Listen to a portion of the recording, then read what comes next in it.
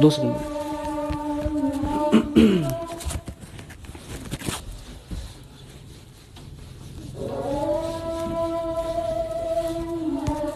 तब तक बनाओ ये।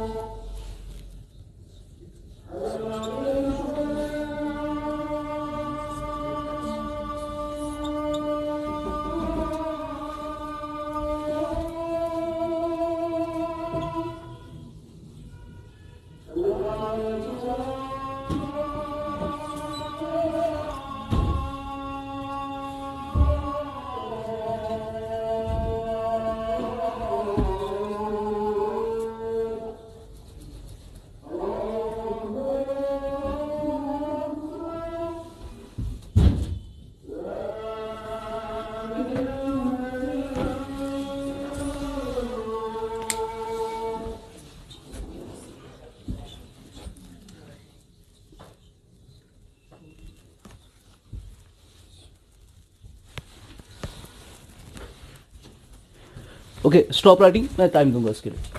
नाउ मैं आपको बता रहा था प्रिंटिंग की बात चल रही है, ठीक है। आज हमारी बॉडी में जो अभी मैंने कहा एक एम्ब्रियो में 6 से 8 सेल की स्टेज पे हम देखेंगे। अभी कितनी सेल्स है उसमें? सिर्फ 8 सेल। यही 8 सेल डिवाइड होके पूरा इंसान बनाती है 6 महीनों में, फाइन, सॉरी 9 महीनों में। तो ये 8 सेल्स जब डिवीजन करेंगी, यही 8 सेल्स हार्ट भी बनाएंगी, दिमाग भी बनाएंगी, ब्लड भी बनाएंगी, पैर भी बनाएंगी और सर भी बनाएंगी। सारे ऑर्गन्स इन्हीं 8 सेल से निकलते हैं। तो क्या मैं कह सकता हूं ये जो 8 सेल है इस एम्ब्रियो के अंदर, ये 8 सेल्स स्पेशलाइज्ड सेल नहीं है, अनस्पेशलाइज्ड सेल है, क्योंकि स्पेशलाइज्ड सेल किसी एक पर्टिकुलर ऑर्गन की होती है। तो हार्ट की कोई सेल है वो स्पेशल सेल है, वो हार्ट की सेल है। ब्रेन की सेल स्पेशल सेल है, वो क्या है? ब्रेन की सेल है। लेकिन ये 8 सेल जो यहां पर एम्ब्रियो में है, ये क्या है? अनस्पेशलाइज्ड सेल्स है ना। इसने अभी डिसाइड नहीं किया है कि मुझे किस ऑर्गन की सेल बनना है, ठीक है ना। जैसे बच्चा जब बचपन में 10th अभी पास किया या अभी स्कूल में ही है, उसको बोलते हैं क्या बनना है, वो क्या बोल रहा है? मुझे डॉक्टर बनना है। फिर अगले दिन बोलेगा इंजीनियर बनना है, फिर बोलेगा नहीं अब मुझे गिटार बजाना है। ये सब चीजें बोलता है, मुझे सब कुछ बनना है, फाइन। लेकिन जैसे ही वो ग्रेजुएशन पास करके पोस्ट ग्रेड में जाएगा, उसने अब स्पेशल कोई फील्ड एक्वायर कर लिया होगा। ऐसे ही एक सेल भी होती है, अभी उसमें वो कोई भी बन सकती है, कोई भी ऑर्गन बन सकती है। धीरे धीरे उसमें स्पेशलाइजेशन होता है, डिफरेंशिएशन होती है, फिर जाके वो किसी पर्टिकुलर ऑर्गन की सेल बनती है, ठीक है ना। अब यहां पर हम देख रहे हैं ये 8 सेल अभी अनस्पेशलाइज्ड सेल्स है। इन सेल्स को हम कहते हैं स्टेम सेल्स, ठीक है ना। ये कौन सी सेल्स है? ये एम्ब्रियो में पाई जाती है, इसीलिए इनको क्या बोलेंगे हम? एम्ब्रियोनिक स्टेम सेल्स, ठीक है। कोई बोलेगा स्टेम सेल क्या है? सिंपली अनस्पेशलाइज्ड सेल, अनडिफरेंशिएटेड सेल जो हमारी बॉडी में होती है। ये सिर्फ एम्ब्रियो में नहीं पाई जाती, आपकी बॉडी में भी अभी ऐसी सेल्स है, ठीक है ना। अब इसकी अलग अलग टाइप्स है, उसमें नहीं जाएंगे, सिलेबस में नहीं है। अब यहां पर हम देख रहे हैं कुछ सेल्स ऐसी होती है जो कोई भी ऑर्गन बना सकती है। तो हमने क्या किया? हमने टेस्ट ट्यूब बेबीज का इस्तेमाल करके, जो हम अभी लेते हैं, स्पर्म ले लिया, ओवम ले लिया, फ्यूज किया, टेस्ट ट्यूब बेबी बना लिया, एम्ब्रियो बना लेते हैं, है ना। अब इस एम्ब्रियो में क्या होंगी? स्टेम सेल्स होंगी। ये स्टेम सेल्स लिए इन सेल को इस्तेमाल किया जाता है इंक की तरह। जैसे कार्ट्रिज डालते हैं प्रिंटर में, तो प्रिंटर में इंक कौन होती है? जो ब्लू कलर की इंक होगी या ब्लैक कलर की इंक होगी। अब इसमें इंक क्या है? सेल्स है, लिविंग सेल्स। इन सेल्स की मदद से हम कोई ऑर्गन बना लेते हैं, वो ऑर्गन धीरे धीरे मल्टीप्लाई करके आपका फुल फ्लेज्ड ऑर्गन बनाता है। इसको हम कहते हैं बायो प्रिंटिंग। और बायो प्रिंटिंग में इस्तेमाल क्या होती है? Bio ink. और बायो इंक क्या है? आपकी सेल्स। ठीक है ना, हमने बना लिया, ये बहुत पुराना ये है, ये टेक्नोलॉजी पुरानी है। हमने हार्ट बना लिया, हमने किडनीज बना ली, वो बना लिया। अब आपको आपको किडनी खराब हो जाएगी, आपको किसी से मांगने की जरूरत, आपको ऑर्डर देना है, किडनी प्रिंट करके आ जाएगी। ये टेक्नोलॉजी है हमारे पास। ठीक है ना, अब हमें जो डोनर से लेना पड़ता था वो धीरे धीरे खत्म हो जाएगा। अम्बिलिकल कॉर्ड से निकलता है, जो बच्चे को होता है ना अम्बिलिकल कॉर्ड मां के साथ, उसमें होती है प्लूरिपोटेंट स्टेम सेल्स। ठीक है ना, तो ये इसमें बहुत सारे अभी भी हमारी बॉडी में होती है। हमारी बॉडी में आमतौर पर यूनिपोटेंट स्टेम सेल होती है। ठीक है, वो छोड़िए। अब मैं क्या बता रहा हूं, आज के जमाने में आप कोई भी ऑर्गन रेप्लिकेट कर सकते हो। ठीक है ना, लेकिन दो ऐसी चीजें हैं बॉडी में जो रेप्लिकेट करना ऑलमोस्ट इम्पॉसिबल है हमारे लिए अभी की टेक्नोलॉजी से। एक है आपका ब्रेन, दिमाग। कैसे काम करता है अभी समझ नहीं आता। आपको थोड़ा सा पता है, ब्रेन, आपके दिमाग में जो सर्किट्स बने हैं लगभग 100 करोड़ सेल्स काम करती है, इलेक्ट्रिकल सिग्नल्स वहां लेके, सिर्फ इस छोटे से चीज में। अब ये मैकेनिज्म है अल्लाह ताला ने रखा है, किस हिसाब से दिमाग कैसे ऑपरेट करता है पता नहीं चल रहा। और दूसरा है ब्लड को रेप्लिकेट करना बहुत मुश्किल है, इसीलिए हम ब्लड को डोनेट करते हैं। किसी को चाहिए, हम बोलते हैं भाई आ जाओ, ब्लड डोनेशन का भी इवेंट चल रहा है, तुम भी 1 पॉइंट दे दो, क्योंकि ब्लड हम खुद नहीं बना पाते। ठीक है ना, अब ब्लड में क्या चीजें हैं? ब्लड में 2 चीजें होती है। आप अगर एक ब्लड लेके अपना ब्लड दीजिए, एक टेस्ट ट्यूब में लेते हैं, उसको तेजी से सेंट्रीफ्यूज पे घुमाएंगे तो दिखेगा ब्लड में कुछ टाइप्स होते हैं, खुद दिखेगा आंखों से। पहले क्या होता है ब्लड में, जो 55% हिस्सा है ब्लड का, दैट इज ब्लड प्लाज्मा। कितना? 55%। 45% ब्लड में क्या होती है? फॉर्म्ड एलिमेंट्स, जिनको हम क्या कहते हैं? Blood cells. ठीक है, अब ये 55% जो ब्लड प्लाज्मा है, ये प्लाज्मा में होता क्या है? प्लाज्मा में ऑलमोस्ट 4 चीजें होती है। आपका वाटर इसका मेजॉरिटी पोर्शन होता है। इस 55% का 90% वाटर है, इसीलिए कुरान में लिखा है हमने इंसानों को किससे बनाया? ठीक है, अब 90% आपके ब्लड में जो 55 प्लाज्मा है उसका 90% क्या है? पानी, वाटर है, H2O। ठीक है, उसके बाद प्रोटीन्स होते हैं इस ब्लड में, इनको हम कहेंगे, ये प्रोटीन्स किस में है? प्लाज्मा में। तो इन प्रोटीन्स को क्या बोलेंगे? Blood plasma proteins. ठीक है, जैसे फिब्रिनोजन, जैसे प्रोथ्रोम्बिन। ठीक है, और भी काफी कुछ चीजें, उतना नहीं जाएंगे हम नीचे। ये क्या है? Blood proteins. ठीक है, उसके बाद और क्या होते हैं? कुछ सॉल्ट्स होते हैं हमारी बॉडी में, सोडियम, पोटेशियम, कैल्शियम, इनको हम इनऑर्गेनिक सॉल्ट्स कहते हैं। और हमारी बॉडी में कुछ हमारी इस प्लाज्मा में, ब्लड के प्लाज्मा में कुछ फूड सब्सटेंसेस होते हैं, जैसे ग्लूकोज एंड अमीनो एसिड्स। ये हो गया प्लाज्मा। कितना परसेंट है ब्लड का? 55%। बचा कितना?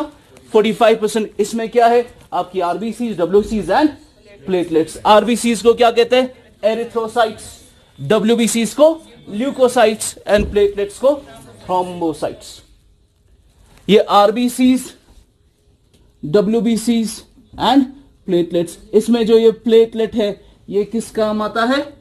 ब्लड क्लॉटिंग के काम आता है। ब्लड, हम क्या पढ़ रहे हैं? मैं ब्लड नहीं पढ़ा रहा हूं, मैं ये पढ़ा रहा हूं। तो कोगुलेशन में ऐसे हेल्प करेगा ये। तो प्लेटलेट्स मदद करती है किसमें? ब्लड को क्लॉट करने में। क्या और भी कोई चीज है जो ब्लड क्लॉटिंग में हेल्प करता है?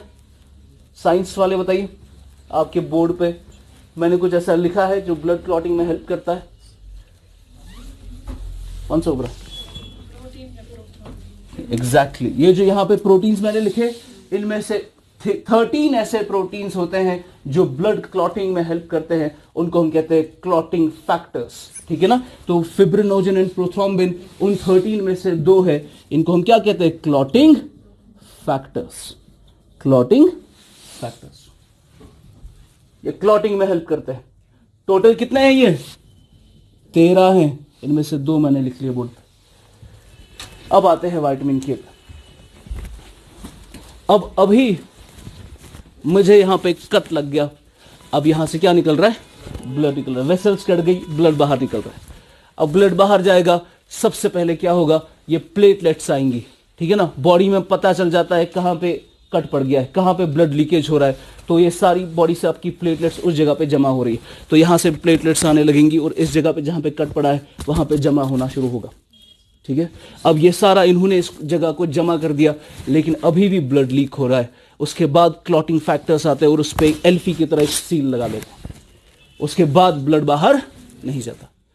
तो प्लेटलेट्स और क्लॉटिंग फैक्टर्स की मदद से होता क्या है? ब्लड की क्लॉटिंग होती है, आपका जो ब्लड बाहर निकल रहा है वो बंद हो जाएगा, ठीक है। अब प्लेटलेट्स तो हमने देख लिया, लेकिन अगर सिर्फ प्लेटलेट्स है, आपका ब्लड क्लॉट पूरी तरीके से नहीं होता। जरूरी क्या है? क्लॉटिंग प्रोटीन्स भी होने चाहिए, और ये क्लॉटिंग प्रोटीन्स की फॉर्मेशन में हेल्प करता है हमें विटामिन के, ठीक है। विटामिन के की मदद से क्लॉटिंग फैक्टर्स की प्रोडक्शन होती है, समझा? फॉर्मेशन होती है। देखिए,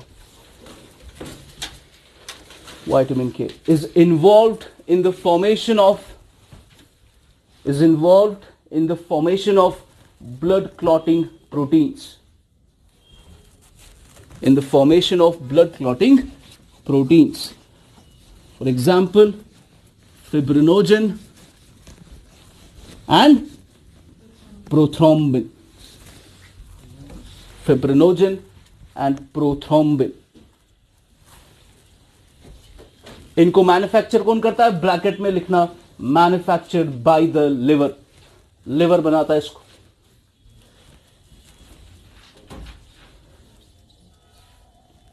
अब बताइए, विटामिन के मदद करता है किसमें? ब्लड क्लॉटिंग में या कोगुलेशन में। अब ब्लड क्लॉटिंग में हेल्प हो रही है, विटामिन के नहीं होगा तो क्या होगा? जो क्लॉट हो रहा है उसमें बहुत टाइम लगेगा, तो क्लॉटिंग नहीं हो रहा है, हेमरेज हो गया। हेमरेज क्या होता है? लॉस ऑफ ब्लड, ठीक है ना। इसीलिए विटामिन के को हम क्या कहेंगे? It is an anti haemorrhagic vitamin. देखो, so deficiency of vitamin K will increase the blood clotting time. मैं लिखाऊंगा वो, आपको कुछ नहीं लिखना है, जो मैं लिखाऊंगा वो मैं डिक्टेट कराता हूं। Deficiency of vitamin K will increase the blood clotting time, leading to more loss of blood, leading to more loss of blood. Bracket में लिखना हेमरेज।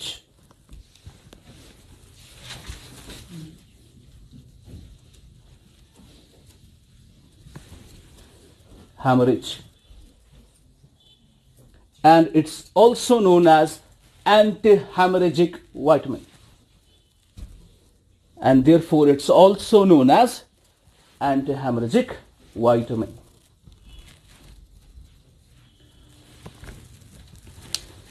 सोर्सेस लिखिए। अब कहां से चाहिए हमें विटामिन के? ये मिलेगा green leafy vegetables, green leafy vegetables, cabbage and spinach. कौन खाता था? एक उसमें कार्टून आता था, एक पोपॉय द सेलर मैन थे। Spinach, SPINACH, cabbage,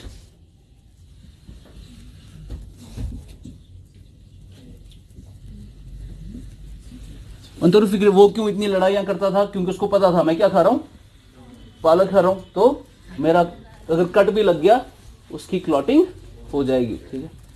spinach, egg, meat and liver. Egg तो आप ऑलमोस्ट हर जगह देखेंगे, meat and liver. Fat soluble इतना ही।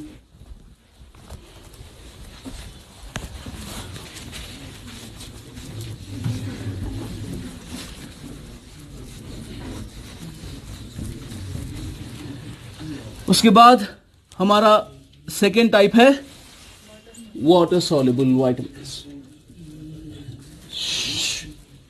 पता नहीं, वाटर सॉल्युबल। वाटर सॉल्युबल में कितने टाइप्स देखे? पहले देखेंगे हम विटामिन सी, छोटा वाला खत्म करेंगे फिर देखेंगे वो। इसको हम क्या कहते हैं? Ascorbic acid. ये कैसे याद रखना है मैं by the end of the last lecture में वहां पे बता दूंगा सब कैसे याद रखना है। इसकी एक ट्रिक है, उससे ये याद रहेगा सारा, डिफिशिएंसी भी याद रहेगी और नाम भी याद रहेगा। एस्कॉर्बिक एसिड कब डिस्कवर हुआ? देखिए 1920। अच्छा, किसी को पूछते बताइए सर, क्या होता है विटामिन के की डेफिशिएंसी से? नॉन क्लॉटिंग ऑफ ब्लड, ठीक है ना। अगर आप किसी को देखेंगे ना, उसको नेल्स के नीचे उसको ब्लड होता है थोड़ा सा नेल्स के नीचे, अगर किसी के हाथ में ऐसे देखेंगे उसको देखना मानना चाहिए इसमें विटामिन के की डेफिशिएंसी है, ठीक है। उनको अगर इजी ब्रूजेस हो जाते हैं, एक ऐसे चपात मार ली तो उसको ब्रूज हो गया, उसमें भी विटामिन के की डेफिशिएंसी होती है, ठीक है, वो हो गया। अब ascorbic acid is also known as vitamin C. Okay, एक होता है, ये दो चीजें अलग है, एक होता है ब्लड का क्लॉट होना, दूसरा होता है वूंड का हील हो जाना, ठीक है। वूंड हीलिंग अलग चीज है, ब्लड क्लॉटिंग अलग चीज। ब्लड क्लॉटिंग में होता है कि आपका ब्लड कैसे सॉलिडिफाई हो जाएगा या सेमी सॉलिडिफाई हो जाता है। वूंड हीलिंग होता है कट पड़ गया, जब कट पड़ जाता है उसमें आपका टिश्यू रिपेयरिंग होती है ना। ये टिश्यू रिपेयरिंग भी कौन करता है? यही स्टेम सेल्स करती है। 2 सेकंड के लिए अगर मैं आपको एक एग्जांपल दूं, आपको ये पता नहीं होगा, आपने देखा होगा एक सांप जब होता है उसका एक ऊपर से कवर होता है और कुछ टाइम के बाद वो कवर अपना फेंक देता है और नया उसको स्किन मिल जाता है। हम भी सांप ही है, हमारा नया स्किन 28 दिन में नया आ जाता है। आप हर घंटे, सुबह से कितने घंटे हो गए यहाँ? ये आपका चौथा घंटा है ना, चौथा घंटा है। सुबह से अभी तक आपने 1,60,000 स्किन सेल्स गंवाई है। हर घंटे स्किन की जो सेल्स है 40,000 हम लॉस करते हैं हर घंटे। तो हर घंटे आपकी 40,000 सेल्स खत्म हो जाती है। 2 घंटे 80,000, 3 घंटे 1,20,000 और 4 घंटे 1,60,000। जब से मैं क्लास में आऊं आपका स्किन कितना बर्बाद हो गया। अब अगर ऐसे ही हम चलें और स्किन बर्बाद हो रहा है, सेल्स लॉस हो रही है, कुछ टाइम के बाद तो स्किन ही नहीं रहेगा, है ना। लेकिन ऐसा नहीं होता, क्योंकि हमारी स्किन के नीचे स्टेम सेल्स होती है। ये स्टेम सेल्स अपने आप को डिवाइड करके नई स्किन सेल्स बनाती है। तो 40,000 गए, नई आ गई यहां से, ठीक है ना। तो ऐसा सिस्टम है हमारी बॉडी में, स्किन आप जो लूज कर रहे हो नया आ जाता है, फाइन। ये हम कह सकते हैं आपका स्किन एक टिश्यू की तरह काम करता है, उस टिश्यू की रिपेयरिंग हो रही है। रिपेयरिंग कौन कर रहा है? स्टेम सेल्स कर रही है। ऐसे ही जब वूंड पड़ता है, वूंड की हीलिंग होती है, वो भी आपका टिश्यू रिपेयरिंग होता है ना। अब हम देख रहे हैं धीरे धीरे ये ऐसी टेक्नोलॉजी जापान में डेवलप की जा रही है कि वो क्या करते हैं, आपको सपोज कोई कट पड़ गया, पेट पे कोई कट पड़ गया, आपको एक मशीन के नीचे लेटाया जाएगा, जहां पर वो उस स्पॉट पे लेजर बीम्स डालते हैं ताकि वहां पे टिश्यू रिजेनरेशन होके आपका 20 मिनट में कट ठीक हो जाएगा। टिश्यू रिजेनरेशन टेक्नोलॉजी चल रही है अभी, ठीक है ना। अब यहां पे बात नहीं, अब हम देख रहे हैं कि वूंड हीलिंग, वूंड पड़ गया, अब उसको हील होना है। वूंड हीलिंग के लिए हेल्प करता है कौन? एस्कॉर्बिक एसिड, ठीक है ना। इसमें एक प्रोटीन बनता है जिसको हम कहते हैं कोलेजन। तो कोलेजन प्रोटीन के सिंथेसिस के लिए आपको क्या चाहिए? विटामिन सी, ठीक है। आपने देखा होगा, आप पता नहीं देखा होगा या नहीं, किसी की होती है जो गम्स होते हैं ना टीथ में, तो वो काफी ब्लीड कर रहे होते हैं, उनको हम कहते हैं ब्लीडिंग गम्स, ठीक है। यानी उसमें जो यहाँ पे सपोज कोई वूंड पड़ गया है, वो हील नहीं हो रहा, तो उसमें ब्लीडिंग हो जाती है, गम्स में ब्लीडिंग आती है। तो ब्लीडिंग गम्स किसकी वजह से होती है? Deficiency of vitamin C. इस ब्लीडिंग गम्स को हम सेलर्स डिजीज भी कहते हैं, क्योंकि हमने देखा है ब्लीडिंग गम्स की वजह से जो यूनाइटेड स्टेट्स के, अमेरिका के सेलर्स निकलते थे सेलिंग पर्पसेस के लिए, वहां पर उनकी काफी ज्यादा, कहा जाता है कि ब्लीडिंग गम्स की वजह से 3 टाइम्स डेथ हुई है सेलर्स की। किससे ज्यादा? अमेरिकन सिविल वॉर में जितनी हुई थी। अमेरिकन सिविल वॉर में जितनी डेथ्स हुई है उससे 3 गुना ज्यादा डेथ्स किसकी वजह से हुई है? From the sailors disease. और सेलर्स डिजीज क्यों होती है? By the deficiency of vitamin C. समझा? इसका सोर्स क्या होगा?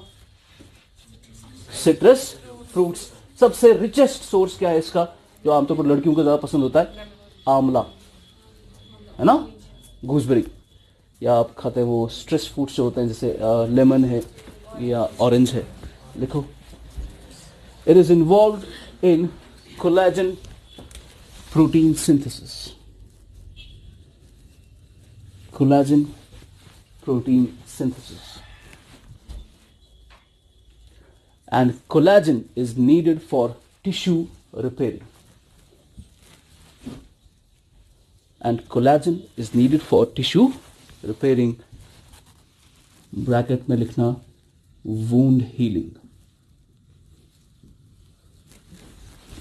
Wound healing process. Wound healing process. Collagen is also needed for bone formation. Collagen is also needed for bone formation. Next point. आपका vitamin E क्या था? Antioxidant. वैसे ही vitamin C भी होता है, ठीक है। Vitamin C is also a powerful antioxidant, is also a powerful antioxidant that can prevent cancer and also boost immunity.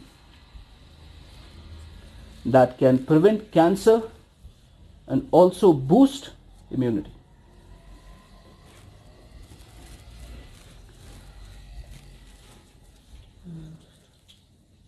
Sources लिखिए। Citrus fruits. Citrus fruits. Lemon, orange वगैरह।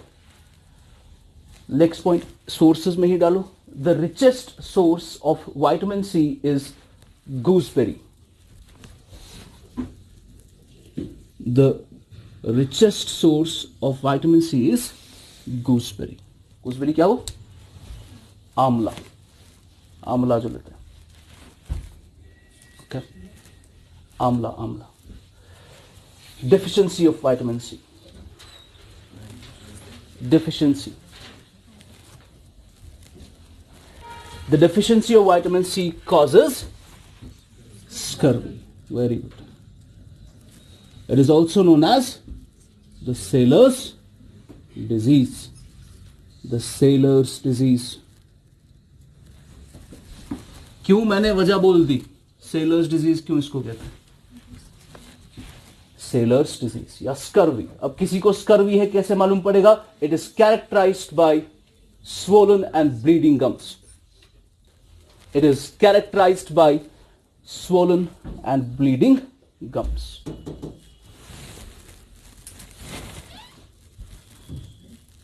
Swollen and bleeding gums. Okay. पुराने जमाने में ये जो collagen होता है ना, मैंने क्या बोला आपको? Vitamin C is involve in the formation of, ये क्या है? एक प्रोटीन है। It is used in wound healing, ठीक है ना। तो ये जो कोलेजन है ये कहां पर आमतौर पर पाया जाता है? ये बोन्स में होता है या फिर हम इसको स्किन में भी देखते हैं। पुराने जमाने में जो वो क्या इसको बोलते हैं, हबशी जो कौम है, या जो ना मतलब वाइल्ड जो नोमैड्स वगैरह होते हैं, वो क्या करते थे? वो एनिमल्स को, उनका वो ऑर्गन काट के, या कोई इंसान भी, किसी की लाश मिल गई, अभी फ्रेश ताज़ा लाश है, और इसको काट पाट के इसको बॉईल करते थे, ठीक है, क्योंकि उसमें उनको कोलेजन मिलता था। और कोलेजन की बॉइलिंग की वजह से उनको उससे ग्लू बनता था, ग्लू। तो कोलेजन जो है, कोलेजन का मतलब है ग्लू, और ग्लू वो बनाते थे इन ऑर्गन्स को बॉईल करके, ठीक है ना। समझा? कोलेजन का मतलब ग्लू होता है। ओके, ये हो गया विटामिन सी, इतना ही था। कोई क्वेश्चन है?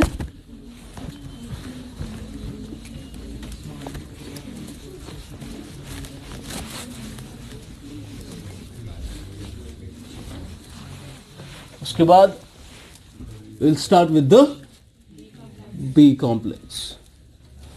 बी कॉम्प्लेक्स में सबसे पहले क्या आपका B1, और B1 का नाम थायामीन, डिस्कवर्ड इन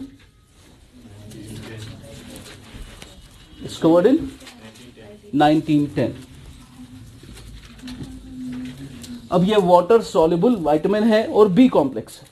अब बी कॉम्प्लेक्स में हमने देखा इसमें अलग अलग टाइप्स है, इन सब का मोरलेस सिमिलर फंक्शन होता है, इसीलिए हमने इसको एक में डाल दिया है। तो ये विटामिन अलग अलग टाइम पे डिस्कवर हुए हैं, लेकिन हमने इसको कैरेक्टराइजेशन में, क्लासिफिकेशन में एक में डाल दिया। क्यों? क्योंकि ये हेल्प करते हैं मोरलेस सिमिलर फंक्शंस में, लेकिन इसको अलग अलग से देखने की जरूरत है। B1 है आपका थायामीन, ठीक है, इसको हम कल करेंगे अभी।